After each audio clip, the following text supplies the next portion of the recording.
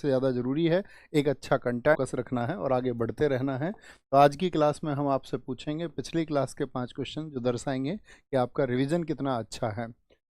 Railway, सुमन, तितली तितली, सचिन, सावन, पायल, संगम, जेके Singh, Kulsum, Delhi police, खुशवी, नवीन sir का, चंचल, मीना, मोनिका ओझा, ज्योति, प्रिंस, विक्की, सारे प्यारे साथियों का बहुत सारा स्वागत है। तो सदनाम पी बालाकृष्णन का संबंध किस शास्त्रीय नृत्य से है? तो साथी उनका संबंध है आपका कथकली से। NW100 यानी कि नेशनल वाटरवे 100 किस रिवर पर है? तो वो तापी रिवर पर है। और अनगार्डेड पुस्तक किसकी है? तो ये मिताली राज की है। किसकी है? ये मिताली राज की बुक है। मिताली राज की बुक है। और संविधान की जो साथी आपका तदर्थ झंडा समिति थी यानी कि एडहॉक फ्लैग कमेटी, इसके राजेंद्र प्रसाद जी अध्यक्ष थे। कौन थे इसके?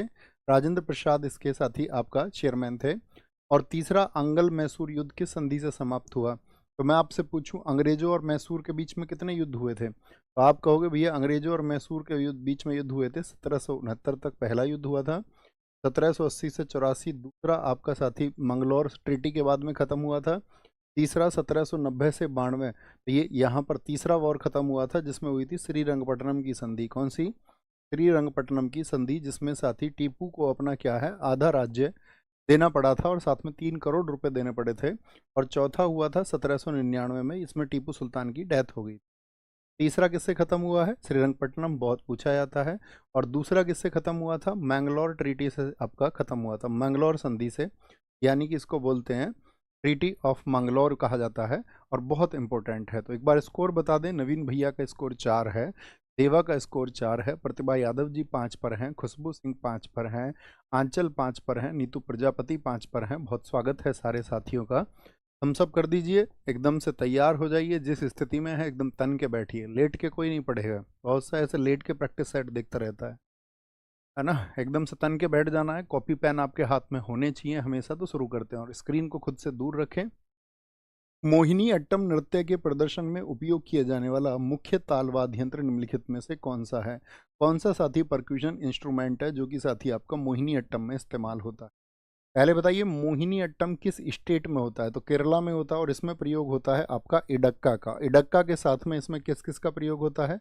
मृदंगम का इस्तेमाल होता है। किसका? मृदंगम का इस्तेमाल इसमें होता है। फ्लैगोट जो होती है आपका, बांसुरी का इस्तेमाल इसमें होता है। और वीणा का इस्तेमाल इसमें होता है। किसका? वीणा का। ये सभी किसमें इसके प्रयोग होने वाले म्यूजिकल इंस्ट्रूमेंट हैं।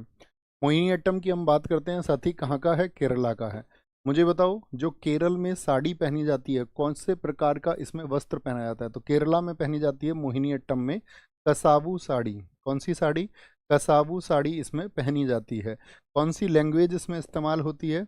कौन सी लैंग्वेज का इस्तेमाल होता है? तो मणि प्रबलम भाषा का इस्तेमाल होता है। कौन सी? मणि प्रबलम लैंग्वेज का इसमें इस्तेमाल होता है। और कौन सी पुस्तक इसके बारे में बताती है? किसके बारे में? मोहिनीअट्टम के बारे में। तो वो पुस्तक है आपकी व्यवहार माला। कौन सी? व्यवहार माला पुस्तक है। इस डांस की हम बात करें तो इसको सोलो वुमेन डांस कहा जाता है, यानी कि एकल महिला, अकेली महिला इसको करती है, सोलो वुमेन। ठीक है। और साथ में इसका जिक्र मिलता है हमको नाट्य शास्त्र में। इसमें नाट्य शास्त्र, और नाट्य शास्त्र कहता है ये कैसी शैली है? तो ये लास्य स्टाइल है। कैसी?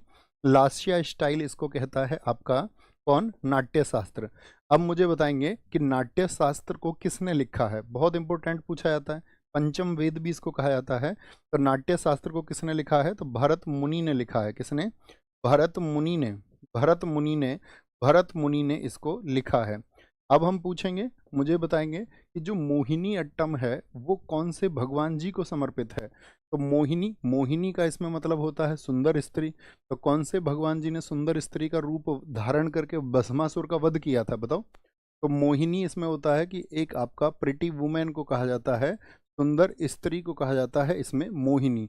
अगर आपसे पूछे इसमें अट्टम का क्या अर्थ होता है, अट्टम का क्या मतलब है, तो अट्टम का मतलब होता है डांस।